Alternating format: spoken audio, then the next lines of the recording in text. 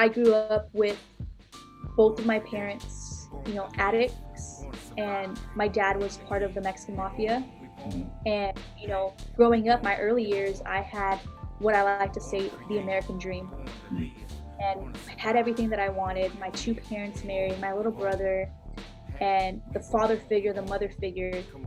And, growing up thinking that my dad was a police officer.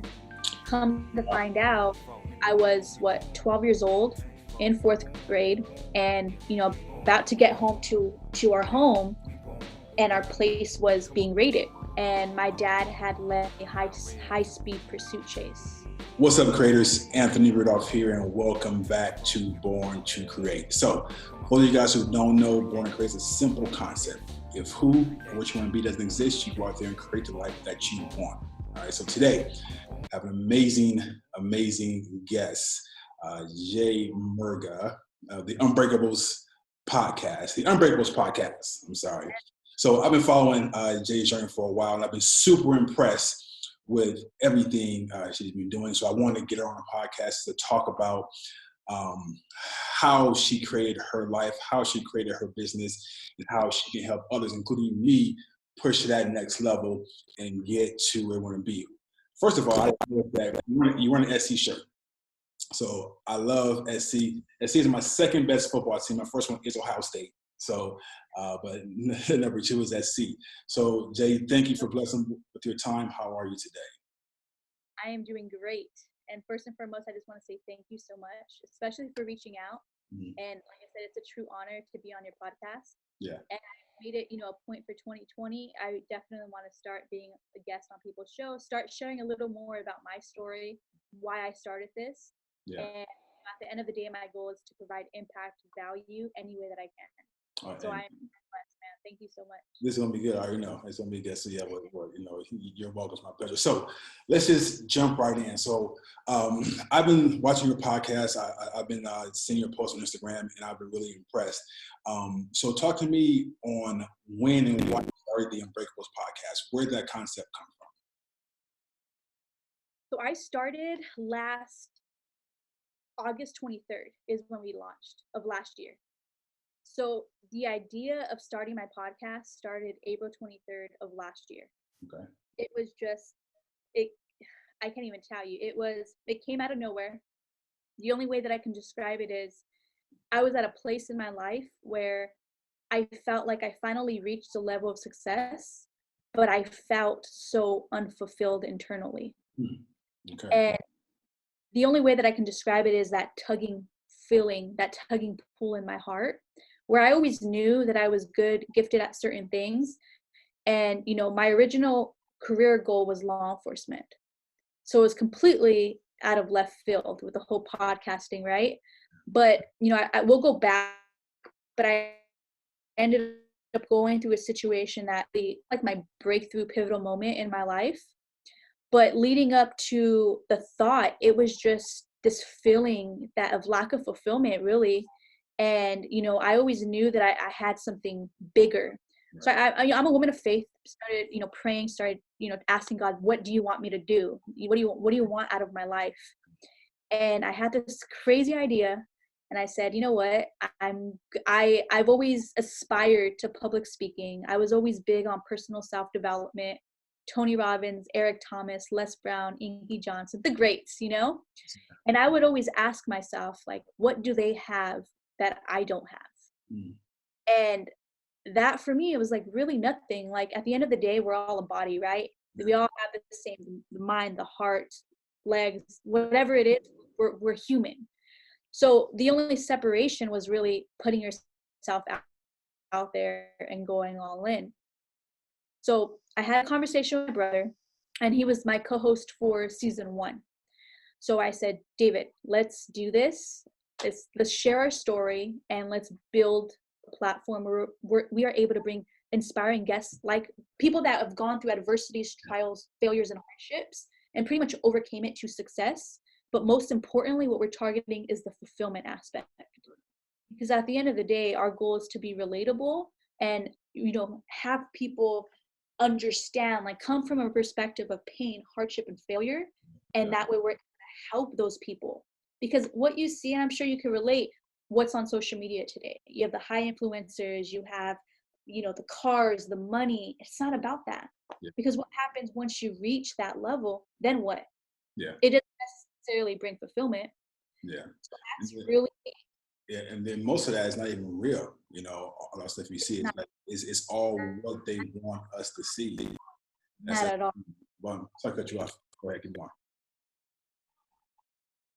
Yeah, so basically that is where we started. And like I said, we had no experience in whatsoever. No experience. It was literally a thought. And like I said, I felt like I needed to surrender what I was holding on to for so long. And it was time to just take a risk. So the thought of it started April 23rd. And I joined this mastermind 2-day event. It was June 28th of last year. And it was the Passionate Few Mastermind hosted by Omar Alatar. Yeah. Great. We dove right in, and it was crazy because it gave me the clarity, gave us the clarity that we needed.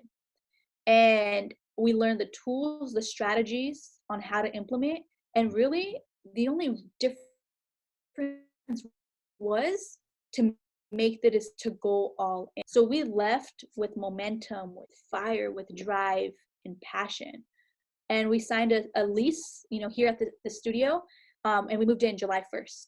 Now, mind you, like I said, we had no experience, no equipment, no nothing. All we had was what was felt within. And that's what you need sometimes. I mean, that's it. I mean, that's really all you need. It's one of those things where you act on fear, you have to go against the fear. And that's exactly what we did. And yeah, so we moved in July 1st, and we got our first interview was it July 23rd. So prior to our first recorded episode, we had 10 recorded interviews. Wow. So it was tough. I pushed my team pretty hard. Yeah. And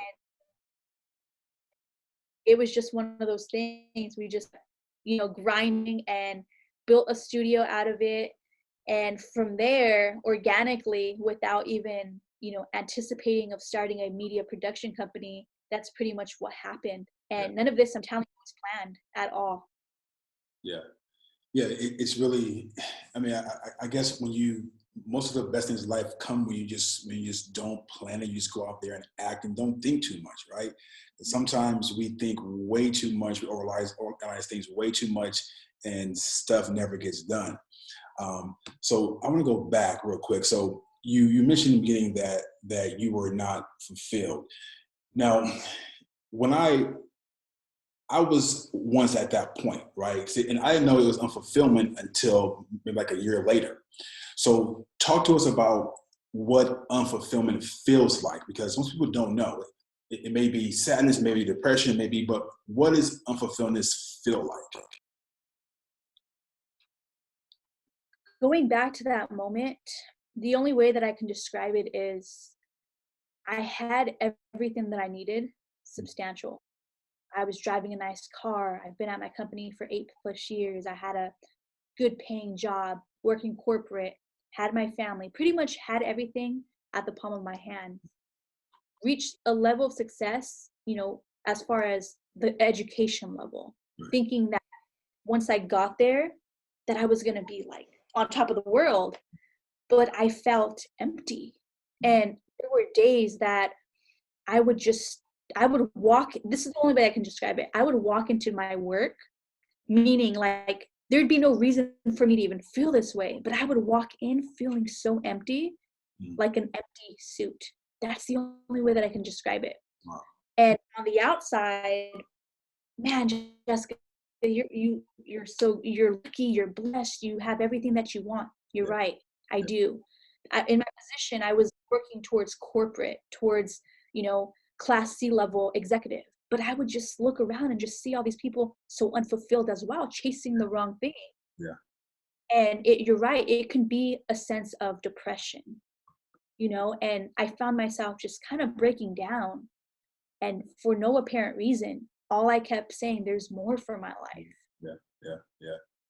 Yeah, there's a lot more, and you're one of the few that actually took action to go out and seek and find, the much more. Because most people don't do that. They just settle and take what's given to them and not say, hey, I can go out there. I feel this way. I can go out there and create the life that I want. And I think that most people know they can. It's just that fear behind taking that action, right? Because I mean, even people like me or you who took the action, there's still fear behind that, right? There's still fear behind it, but the fear didn't keep us from not going to that next level. And I was talking to a guest before, and we were saying that fear can put you in a grave, right? Fear can keep you from living your best life. Fear can really transfer from you to your kids, to their kids. That can be a generational curse, right?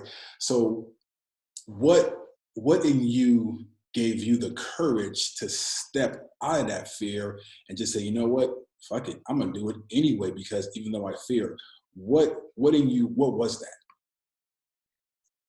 For me, I realized I hit a point in my life. I'm 30 years old. Right. So the thought of this was just last year. Everything up until 29 years old, I had every single thing planned out for my life. Every single thing to the T. And it wasn't until it was, like I said, April 23rd, I was filling out my grad school application to go to USC. And I crossed, I'm always like, higher education, formal education. Yeah. Yeah. But I realized that, don't get me wrong, like I'm a firm believer in it, but I felt like I was really programmed to go that route. Yeah. It gave me, that credibility, something that nobody could ever take away, but it also put me in debt. Yeah. I know times have changed now where I realize we don't need education. There's such thing as called self-education. I came across this Gary Vee video, and I was supposed to find it at the right time. Yeah. And he talks about the difference between formal education, self-education, and that he doesn't recommend kids and people nowadays to go to school, only because what you can do is take the time, take your money, cut your learning curve in half, find somebody that's doing what you want to do and learn from them. Right. So I said, you know what? It was like my aha moment. Yeah. I'm gonna save my year. I'm gonna save my money. I'm gonna save my time, and I'm gonna invest in myself. And it was something, like I said, I was scared. I was so scared, especially public speaking. I told you, public speaking was one of my biggest fears. I somewhat knew I was I was kind of good at it, but I felt like, no, I'm scared. There's no way. Yeah. Nobody wants to hear what I have to say. But my thing is, everybody has a story. So a part of me felt like if I wasn't sharing my story, it's selfish of me. Mm-hmm. And it was just one of those things. I will never know unless I try. Yeah. What's the worst that can happen? I fail. Great. Yeah. I can get back up. Yeah. But me, I came across this quote that read, "Am I failing or is God prevailing?" Ooh. And that's when I needed to surrender. Okay. Am I failing or is God prevailing? I love that. All right. So if you see them on my IG, I got it from you. Yeah. It's amazing that you talk about giving out your message, because I also wanted to be a public speaker as well as speak, but I had that fear, and I was told that your message is not for you, so don't keep it to yourself. And the reason that I was so scared myself is because growing up, I had a big issue with stuttering, right? I mean, I stuttered, so I was scared to talk because I was in fear of what people would think about me when I talked.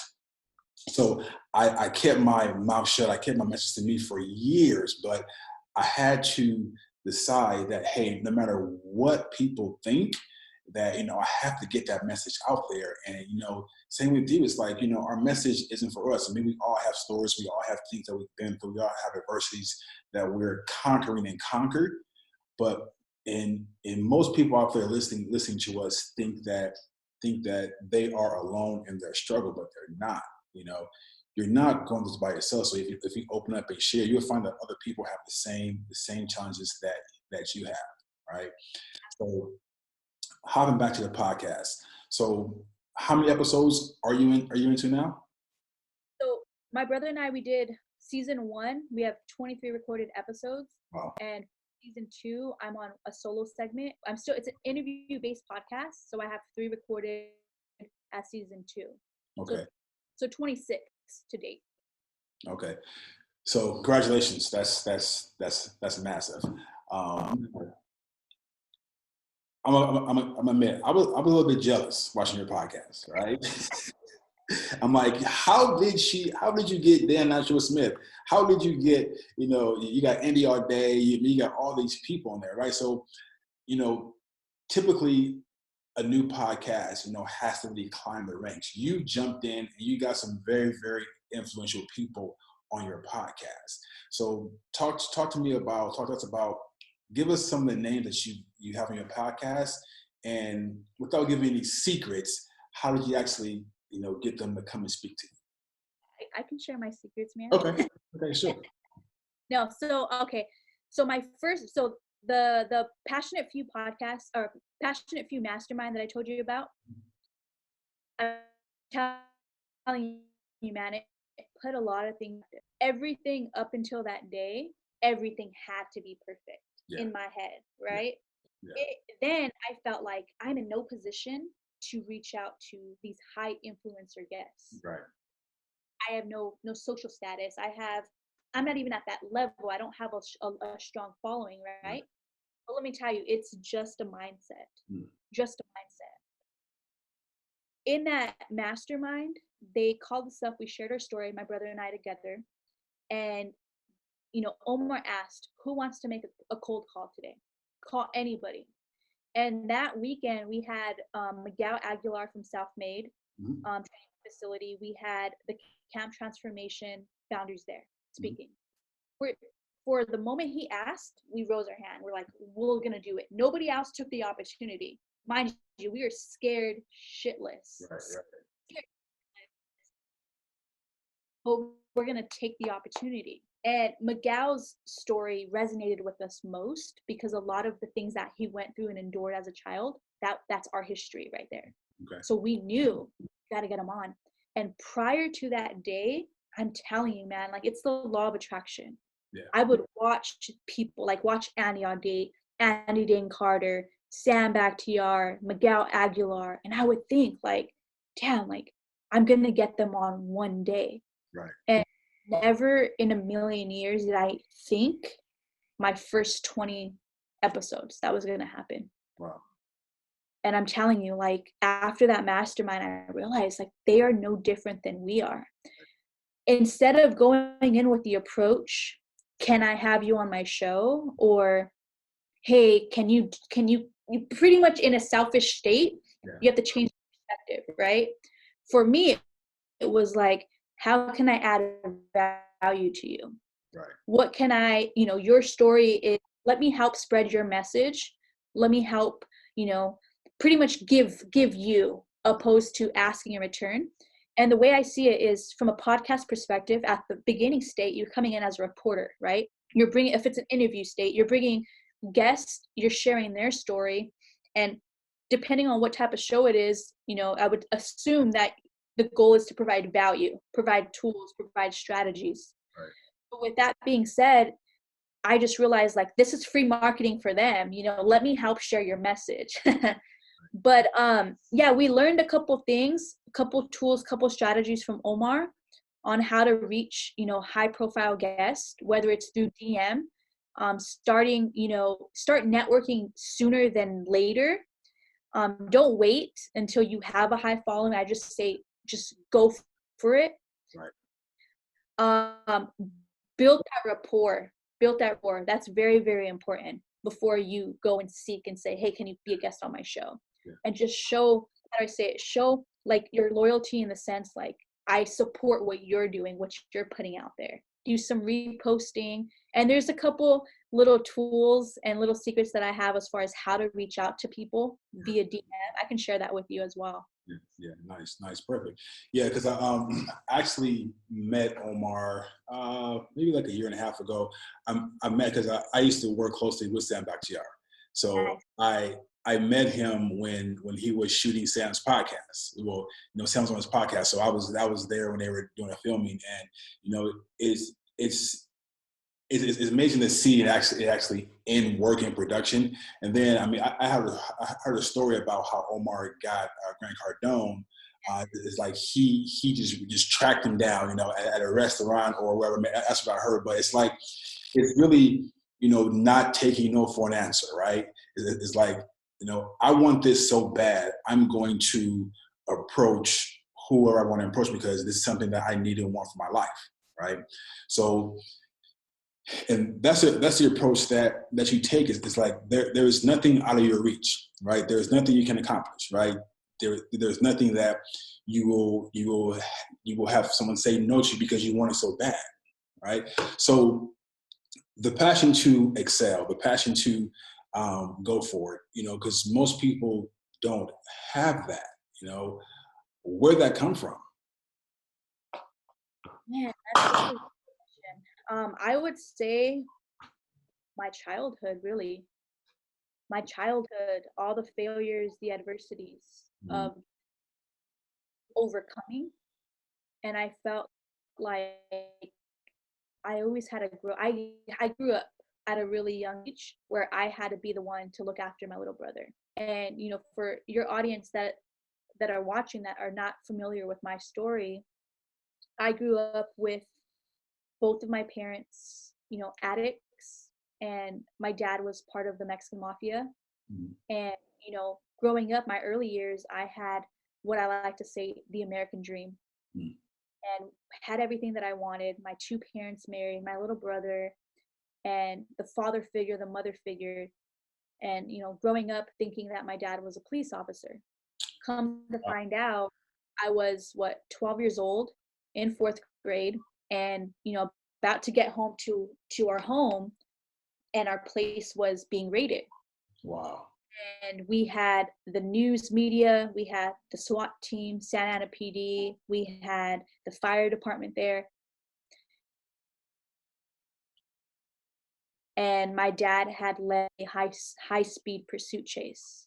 Wow. And that, for me, it was like everything was a lie. And that's the year of 1999 is when our lives changed. And unfortunately, my mom, my dad went to prison. My mom got mixed with the wrong crowd, went into drugs, and my brother and I got taken away and placed into the foster care system.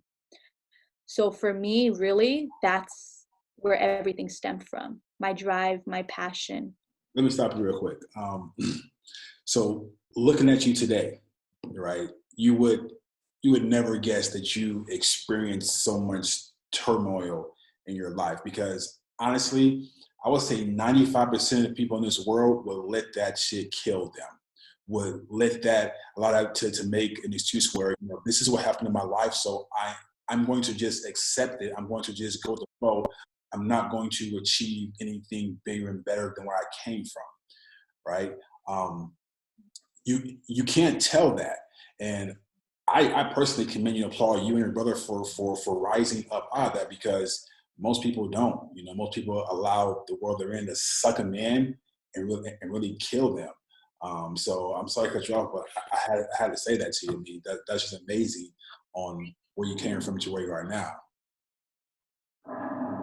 Really, really bad. And you're right. To your point, it's easy. It's easy to give up. It's easy to have that victim mentality. And I will tell you, all the way up until about 19, 20 years old, that was my mindset. That was me. It was a constant question. Why me? Why me? Why did this happen to us? And it wasn't until 20 years old, year 7, is when it was another pivotal moment in my life where history repeated itself. And aside from my brother David, my former co-host, I have a 16-year-old sister and a 9-year-old brother. And in year 2011, you could do the math, they experienced the same hardship all over again. So that's when I realized I needed to wake up. And, up until 20, my brother and I went back and forth from foster care to my aunts, to my grandmas, to hotels, to sleeping against a building, to our friends' couches. Which when you were 20? Me, all the way up until I was 20 years old. It's like 10 years ago. Yeah, I'm 30 now. Yeah, Yeah. Wow. Yeah. And I left home at 17 years old. And I ended up coming out with my sexuality. And for me, that was my moment when I realized I needed to live my life. Yeah. And from 17 to 20, I would say was my most selfish state, only because I was tired of being disappointed and tired of being let down. And like I said, I didn't have the foundation. I didn't have the structure in my life. So for once I said, I'm going to create it. 17 years old, I was still naive. I will tell you that. I lived in my girlfriend's car for 3 months. I struggled. But like I said, up until 2011, when I was 20 years old is when I woke up. And it had to take for my mom to get incarcerated again, for my little brother and sister to go through the same exact thing that my brother David and I went through. And for me, that was my wake-up call, where I no longer asked myself, why me? I asked myself, why not me? Right. And everything changed. Right. And now you're here, launching a big podcast and a big business. That's perfect. So talk to me about, we have mental capacity to really know what we want to do in life, know that there is something bigger and better. But it comes down to the tools that we use, right? The tools that we use. So tell me about some of your mentors, whether in person, whether on video, on books. So talk to me about people who actually help push you to that next level and help change your mindset. Absolutely. So growing up, my number one mentor was my grandma. Mm-hmm. She was the one that I admired, the one that I aspired to, only because she's everything in my life. She kept me grounded, and she's a woman of faith, so she's always anointed me with prayer. Yeah. And it's crazy because you would think out of everything that I have gone through that I would hold hate in my heart. And I can sit here and look at you in your eyes and tell you that I hold no hate. And if I was asked if I would go through this all over again, my answer would not change, and it would be yes. Wow. Wow. It built my character. It gave me the humility. And my only goal is to give back and to change and to provide impact and to share my story on a larger scale. But yeah, definitely my grandma. It was more so I didn't want to disappoint her, and I didn't want to let her down, and I didn't want to be a statistic of what society expected. So for me, that was my number one. Growing up, obviously going through the whole getting ripped apart from my mom, being placed behind a police car, that did something for me, because I said, you know what? I want to be a police officer. I want to help those kids that are in need. I want to be, a service to my community. Good. And from 20 to 25, 26 years old is when I made that decision. I'm going to put myself in school. I'm going to graduate. I'm going to volunteer in my community. I'm going to join the police academy. And I did just that. And it was something that I had a lot of law enforcement mentors. I volunteered for the probation department, the youth guidance center. So I always had people to look up to. And that's really what kept me grounded. I was always big on personal and self-development. So I would constantly feed my brain with, podcasts with Tony Robbins, Eric Thomas, all the greats, and just figure out what they are doing and how I can do it. And that's really is just, I was always big on daily rituals, discipline, because there's time when you don't want to work out. There's times when you don't want to keep going, but you got to go back, right? It's the discipline over the motivation. Yeah. Yeah. Wow. And you're definitely making it happen. So, going back to, when you started the podcast, so is the podcast as impactful as you thought it would be, or are you on pace to achieving what you want to achieve through the podcast? Did the podcast give you the power, energy, motivation that you wanted to have for your life? Did it fulfill that? Are you fulfilled now? But there's still more to be done. Of course. And it's crazy because I had this conversation with my partner a couple weeks ago, and I told her, I'm like, the podcast brought so much more fulfillment than me describe it. Like, you would think, you reach that level of success, but even then I was like, what's next? But it didn't. It had to take I had to take myself out of the equation first, because when I was doing it for myself, I felt completely empty. When I took myself out of the equation in service to other people is when I realized, like, holy crap, like, it's really happening. It's really happening. Yeah. You know what? This is the first time I'm doing this, but one of my favorite, most influential person is Tom Billieu. So I love impact theory. I study his podcast like every day just to try and emulate, what he does. And one question that he always asks, and I'm gonna ask you, is like, what do you want your impact to be? It's something that I feel like I'm still on that path, but I can see myself speaking, and not just on a small scale, but worldwide. And like I said, my goal is to touch and start with the youth to adults and really just leave an impact, like spread my message, but also bring other inspiring people and to share theirs. Like, no, there's no guard, there's nothing like that. It's just the truth. Yeah. And really just make a difference any way that I can, and just be in service to other people. Like, that is my ultimate goal. And I'm still trying to figure it out. Like I said, all this, I'm in the process. I'm on my journey. And even now I'm just like, damn, like, there's times I walk into the studio and it makes me emotional because I'm like, man, like, we created this, but I'm just getting started. Yeah, just getting started. Yeah, just getting started. And long as the journey is fun for you. Absolutely.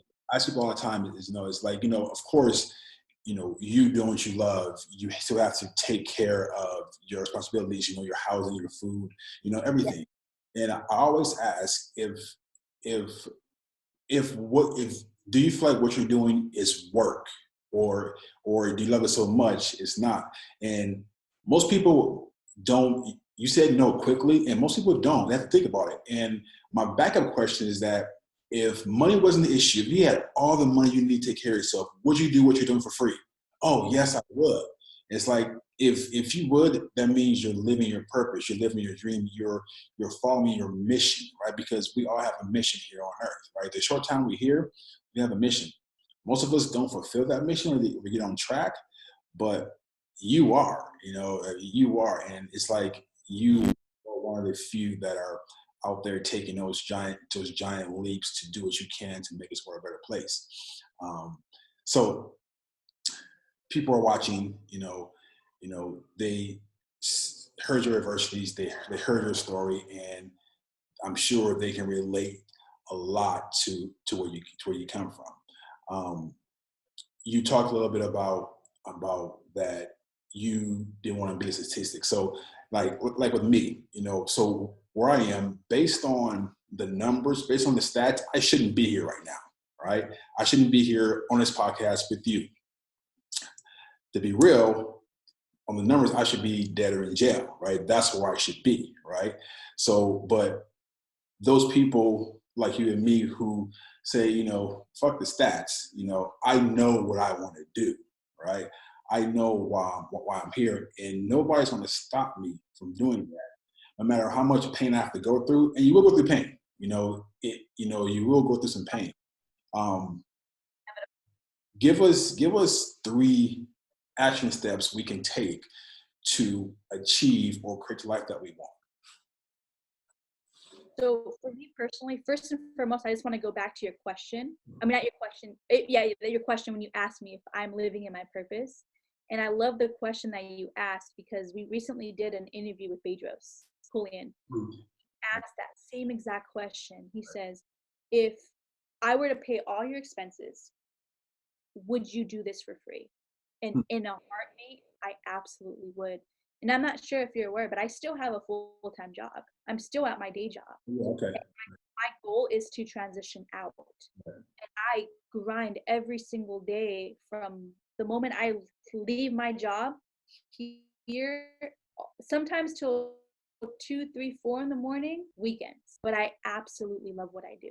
And the fact that I'm also able to help people in the process, it doesn't even feel like work. You can be at your day job and be like, I'm so exhausted, I'm tired. The moment you're out, you're like, oh, I'm ready to go, you know?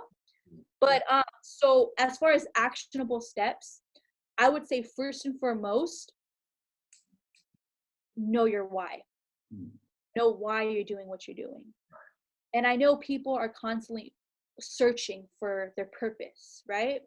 And there was Mal Robbins spoke about it recently, and Bedros even mentioned it in the interview. He says there's so many people that are constantly searching for their passion and their purpose in their life, right? Where we're constantly searching externally for these type of things, right? A feeling or whatever it is, but it is actually found within. An emotion. It's a feeling that we feel. If it's something that's going to keep you up at night, something that's going to pull you, draw you, then you should be living in your purpose. Right. And it wasn't until I realized, like, holy crap, like, I love people. I have a passion for helping people. I love talking. Like, those are gifts. So I'd say know your why, determine what you're good at, your gifts, and come up with a plan, whether they're goals or just you have to commit, and you need to develop your daily rituals and stick with them.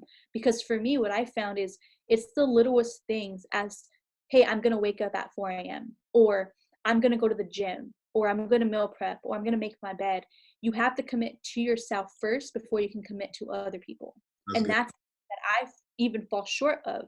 We're all human. I fall short of that daily, but those are things that have led me to the success that I've reached in all the years of just climbing up those ladders. That's Can you hear me? Know your why, know your gifts, and commit. And that's true because one of the greatest minds in the world, the late Kobe Bryant, he was like, well, my success is in my daily routine, right? And when he retired, he said, like, "What, Kobe, what's next for you?" He said, well, you know what? I have to maintain a routine because your routine dictates, your routine dictates everything. And I had a guest a few months back, and he said, I get up every morning and I work out first. I said, why? He said, because I have to invest in myself first, right? So, because even me in the past, I would get up, hit the computer and just start working on other people's stuff, because, my client stuff, right? And then put what I want second. I'm like, no, you have to invest in yourself first, physically, mentally, spiritually, right? Invest in yourself. And when I started doing that, my life started changing. So yeah, what you're saying is, your daily routine is like so important. So where can we find you? Well, first of all, let me go back. Where is the podcast going? So where do you see the podcast in a month, 6 months, in a year? Like, where are you taking this beast of a podcast? So I feel like I'm trying to embrace and enjoy the process. Sometimes I fall short in the sense of just life happens so fast. And I'm telling you, like, just being able to look back and see how far we've come, it's amazing. It's incredible. We've already reached over 27 countries, which is great. Really? Wow. And we had guests on our show, but I'm trying to go bigger. Like there's still people that I'm still trying to target. And with that, I don't anticipate it stopping. I don't like I feel like I would still do this for free, no Yeah. matter what. Yeah. There's other things that I do plan on doing, like with the whole production company, with growing, now I want to get into public speaking, getting on stage, sharing my story, sharing my message. And then definitely long term would be writing a book. Like that's my ultimate goal, is writing a book. Nice, nice. Yeah, and I see that. I see that you definitely have a gift, and you're going to change a lot of lives here, a whole bunch. So, how do we find you? So, give Instagram, Facebook. I mean, tell us everything. Yeah, so you can find me at the Unbreakables podcast on Facebook, on Twitter, and on Instagram, YouTube as well. The Unbreakables podcast, and then we are also available on all streaming platforms. Okay. So we always post the long pillar content on YouTube. Audio is always repurposed on the platforms, and then we always chop it up in micro clips on YouTube, on social media. Okay. So we have a lot of good things coming this year, and I'm excited to share it with you guys. I'm going to target more guests, better guests, people with just really raw stories, and I'm going to try to go big. Yeah, you will. So anything for us in closing? Yeah, man. I do production and media with the Unbreakables, and another passion of mine is also helping people launch their podcast. Okay. So that's another thing that we do offer. And for any of your audience that have any questions in regards to that, or anybody that just wants to reach out, anybody that is struggling with something that they've gone through, I'm a DM away, an email away, and I'm be more than glad to help you guys out and give you guys tool strategies that I've learned along the way. Yeah. I mean, you are with the DMs. You're fast. I mean, you get back. There's no question about that. So, yeah. I mean, thank you very much, guys. I mean, and you guys heard it from Jay directly. I mean, there's no excuse. I mean, there's no excuse to me if she can come from her background and achieve what she's achieved in this short time. It still has a long way to go. Anybody can do it. We are not alone in our struggles. We are not alone in our adversities. We are not alone in wanting to achieve greatness in life. We just have to decide that we want to do it. A lot of people wait to be motivated to take action, but action creates motivation, guys. You have to get out there even though you don't feel like it. Like Jay mentioned, don't feel like going to the gym. Once you're at the gym, you will feel motivated, right? At the gym, you will feel motivated, right? So that's the thing. So continue to create, continue to look at the purpose, continue to follow your dreams, guys. So thank you for watching Born to Create, and we'll talk to you in the next episode. Peace out.